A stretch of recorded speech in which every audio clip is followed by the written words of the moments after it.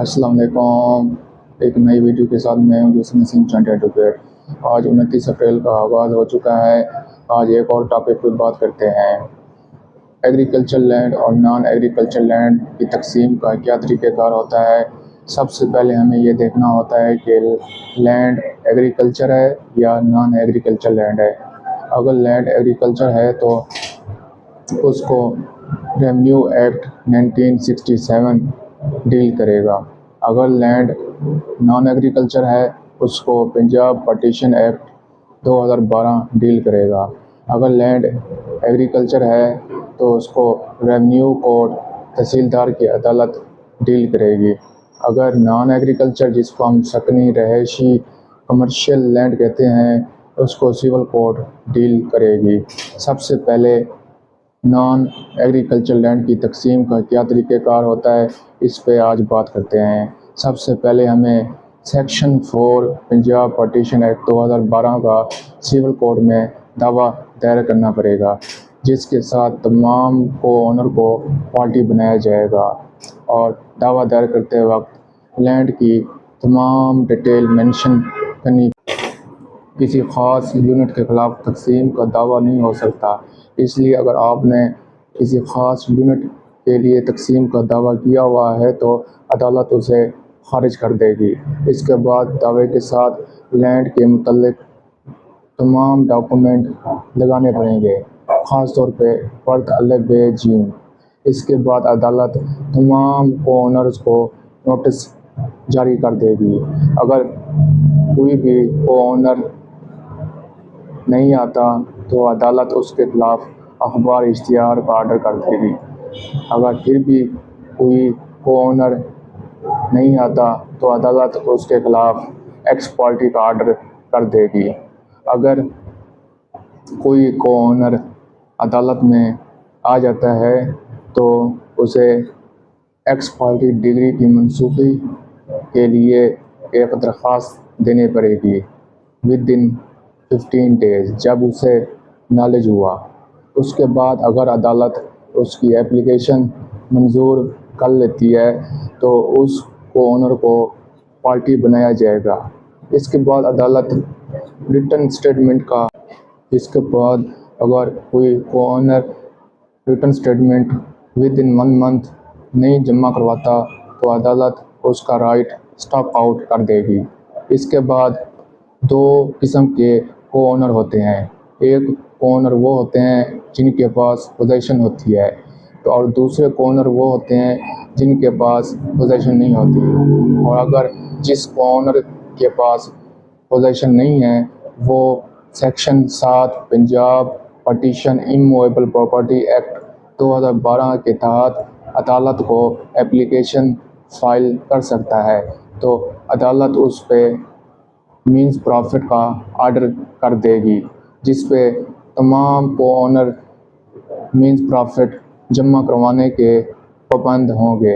अगर कोई owner means profit जमा नहीं करवाता तो अदालत उसका राइट क्लोज कर देगी। इसके बाद अगर कोई ओनर किसी दूसरे ओनर की ओनरशिप को चैलेंज करता है या उसको टाइटल को ऑब्जेक्शन करता है तो उसके लिए उसे section 7 Punjab partition immovable property act 2012 के तहत अदालत में एक एप्लीकेशन फाइल करनी पड़ेगी, जिस पर अगर अदालत उसकी एप्लीकेशन अलाउ कर देती है तो अदालत ऐसे को ओनर को तकसीम से आउट कर देगी। इसके बाद अगर तमाम ओनर एग्री हैं तो अदालत एक रेफरी भी मुकर्रर कर सकती है जो जाके तकसीम करवा सकता है। अगर तमाम ओनर रेफरी के प्रपोज़ल पे एग्री हैं तो अदालत उस प्रपोज़ल पे डिग्री कर देगी। अगर कोई भी ओनर ऑब्जेक्शन करता है रेफरी के प्रपोज़ल पे तो और जिस रेफरी को अदालत मुकर्रर करती है उसकी फ़ीस भी तमाम ओनर ने अदा करनी होती है, या फिर अदालत खुद रेफरी के प्रपोज़ल को देखती है कि क्या रेफरी کہ پروپوزر اکارڈنگ ٹو دا لا ہے یا نہیں۔ اگر کورٹ یہ دیکھتی ہے کہ ریفری کی پروپوزر اکارڈنگ ٹو دا لا نہیں ہے تو عدالت آکشن کا سب سے پہلے عدالت انٹرنل آکشن کا آرڈر کرے گی، جس میں تمام کارنر حصہ لیں گے۔ اگر کوئی بھی کارنر ہائیسٹ بڈ لگاتا ہے تو عدالت اسے ودن 15 days اماؤنٹ جمع کروانے کا آرڈر کر دے گی۔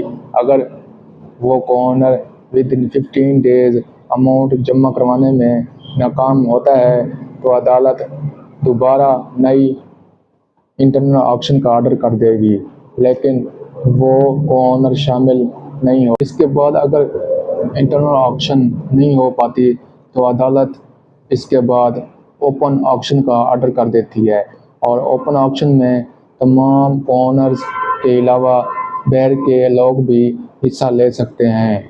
اگر کوئی شخص ہائیسٹ بڈ کی آفر کرتا ہے تو عدالت اسے یہ کہے گی کہ 20% آنیسٹ منی جمع کروائے۔ اس کے بعد بقایا رقم 7 دن کے اندر جمع کروانی ہوتی ہے۔ اگر وہ بقایا رقم ودن 7 days جمع نہیں کرواتا تو عدالت اس کی آفر کو ریجیکٹ کر دے گی۔ اس کے بعد اگر تمام کو آنر پرائیویٹ سیٹلمنٹ کرتے ہیں تو عدالت اوپن آکشن سے پہلے ان کی سیٹلمنٹ کو منظور کرتے ہوئے ڈگری پاس۔ اس کے بعد section 14 Punjab partition immovable property act 2012 کے تحت عدالت کو ودن 6 months میں تقسیم کا فیصلہ کرنا پڑتا ہے۔